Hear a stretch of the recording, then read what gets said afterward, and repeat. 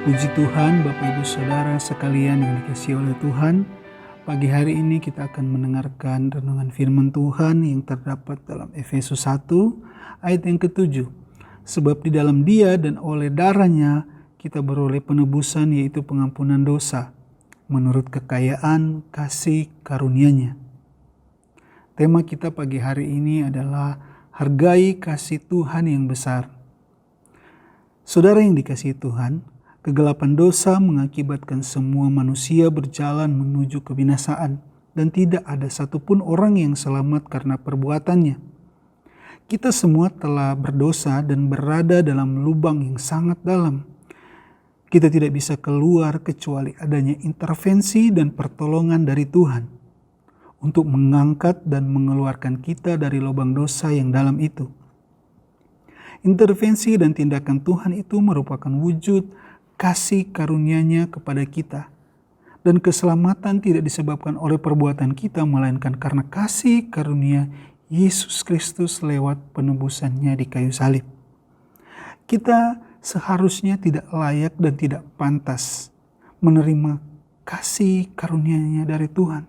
Tetapi oleh anugerah yang begitu besar bagi kita manusia, sehingga Yesus rela datang ke dunia dan rela mati di kayu salib untuk menebus dosa kita.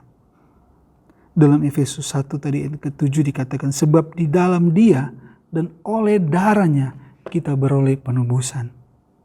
Di dalam Dia dan oleh darahnya kita beroleh penebusan, yaitu pengampunan dosa menurut kekayaan kasih karunia-Nya. Tuhan kita kaya dengan kasih karunia-Nya. Pengampunan dosa hanya terjadi oleh karena darah Kristus, tidak ada yang lain, saudara.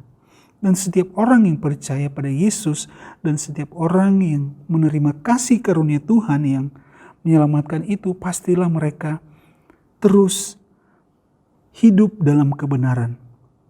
Saudara yang dikasihi Tuhan, karena keselamatan yang kita miliki merupakan kasih karunia Tuhan, maka daripada itu, sikap yang seharusnya kita miliki sebagai orang yang sudah menerima keselamatan itu, yang cuma-cuma, yang pertama adalah jangan ada kesombongan. Kadangkala ada perasaan kesombongan rohani, merasa lebih baik, lebih suci dari orang lain. Jangan pernah bandingkan kehidupan rohani kita karena pelayanan yang kita lakukan. Di gereja mungkin sudah lama kita melayani Tuhan. Itu tidak menjadi ukuran kerohanian kita. Tetapi bagaimana kita mengerjakan dan menghargai kasih karunia Tuhan lewat apa yang kita kerjakan, apa yang kita lakukan, apa yang kita rindu untuk orang lain juga pun menjadi percaya lewat kehidupan kita. Dan orang lain menerima Kristus dalam setiap kehidupan mereka. Dalam Efesus 2 ayat 8 dan 9 dikatakan, karena kasih karunia kamu diselamatkan oleh iman, itu bukan hasil usahamu, tetapi pemberian Allah. Itu bukan hasil pekerjaanmu. Jangan ada orang yang memegahkan diri. Dikatakan jangan ada orang yang memegahkan diri. Jangan kita sombong, saudara. Karena pekerjaan yang kita lakukan itu, pelayanan yang kita lakukan itu semuanya hanya untuk Tuhan. Dikatakan bukan hasil usaha kita, tetapi semua pemberian Allah bagi kita supaya kita membagikan kasih karunia itu kepada orang lain. Dan dimanapun kita berada dalam pelayanan kita, kita terus hidup dalam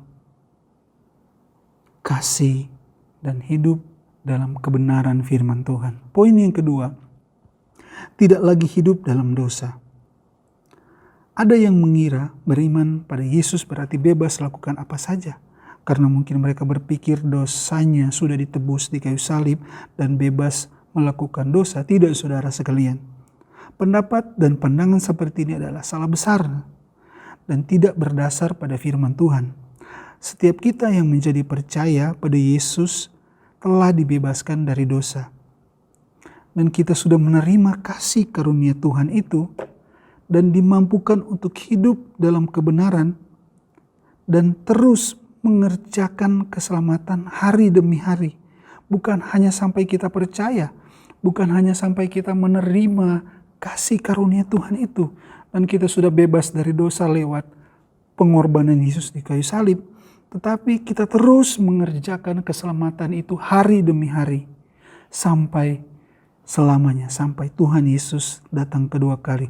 Dalam Roma 6 ayat 10, 11, dan 14 dikatakan, sebab kematiannya adalah kematian terhadap dosa satu kali dan untuk selama-lamanya, dan kehidupannya adalah kehidupan bagi Allah. Demikianlah hendaknya kamu memandangnya, bahwa kamu telah mati bagi dosa, tetapi kamu hidup bagi Allah dalam Kristus. Sebab kamu tidak akan dikuasai lagi oleh dosa, karena kamu tidak berada di bawah hukum Taurat, tetapi di bawah kasih karunia Tuhan. Dikatakan saudara bahwa kamu telah mati bagi dosa, tetapi kamu hidup bagi Allah dalam Kristus. Kehidupan kita sekarang ini hidup di dalam Tuhan. Kita sudah mati oleh dosa kita. Kita sudah ditebus oleh darahnya. Maka daripada itu, kerjakanlah keselamatan itu dengan takut dan gentar. Tetap kerjakan hari demi hari. Walaupun banyak tantangan yang kita alami saat-saat ini, tetap setia. Tetap kita berpegang kepada firman Tuhan. Karena firman Tuhan adalah pegangan dalam setiap kehidupan kita. Dan percaya bahwa Roh Kudus yang akan memampukan kita melewati hari-hari yang sukar saat ini. Poin yang ketiga adalah melayani Tuhan. Kita semua yang telah menerima kasih karunia Tuhan adalah hambanya. Artinya kehidupan kita adalah milik Tuhan. Dan bukti bahwa kita orang yang telah menerima kasih karunia Tuhan itu adalah kita memberikan kehidupan kita untuk melayani Tuhan. Karena pengorbanan Yesus di kayu salib tidak sebanding dengan apa yang kita berikan kepada Tuhan. Mungkin harta kita, mungkin persembahan kita, mungkin kehidupan kita pelayanan itu belum seberapa dengan apa yang Kristus kerjakan di kayu salib. Karena daripada itu, saudara sekalian, dalam 1 Korintus 7 ayat 22 dan 23 dikatakan, sebab seorang hamba yang dipanggil oleh Tuhan dalam pelayanannya adalah orang bebas milik Tuhan, demikian pula orang bebas yang dipanggil Kristus adalah hambanya. Kamu telah dibeli dan harganya telah lunas dibayar, karena itu janganlah kamu menjadi hamba manusia.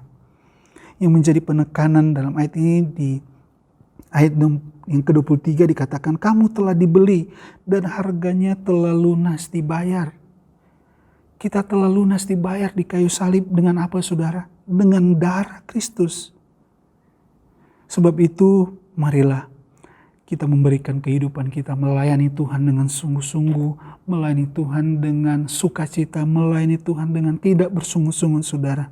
Hargai kasih karunia Tuhan yang Tuhan kerjakan di kayu salib. Sebab Yesus sangat mengasihi kita. Karena itu dia rela datang ke dunia, menebus dosa kita dan menjadi penyelamat bagi seluruh umat manusia. Saudara yang kasih Tuhan, jangan lagi ada keraguan-raguan untuk kita melayani Tuhan, untuk kita mengikuti Tuhan. Mari tetap setia, peliharalah kasih karunia, dan jangan sia-siakan anugerah yang cuma-cuma itu yang sudah Tuhan tebus di kayu salib. Biarlah damai dan sukacita Natal menyertai kita semua pagi hari ini dan sampai selama-lamanya. Puji Tuhan. Mari kita berdoa. Terima kasih Tuhan Yesus, kami bersyukur buat pagi hari ini. Kami sudah mendengarkan firman-Mu. Biarlah firman-Mu menjadi kekuatan bagi kehidupan kami. Kami terus hidup dalam kebenaran firman-Mu. Kami terus melayani Tuhan sampai selama-lamanya. Sampai Engkau datang dan Engkau dapati kami tetap setia. Terima kasih Tuhan, terima kasih. Pagi hari ini biarlah kami serahkan kehidupan kami dalam tangan-Mu. Roh Kudus menjagai setiap kehidupan kami. Terima kasih Tuhan Yesus. Dalam nama Yesus kami sudah berdoa. Haleluya. Amin.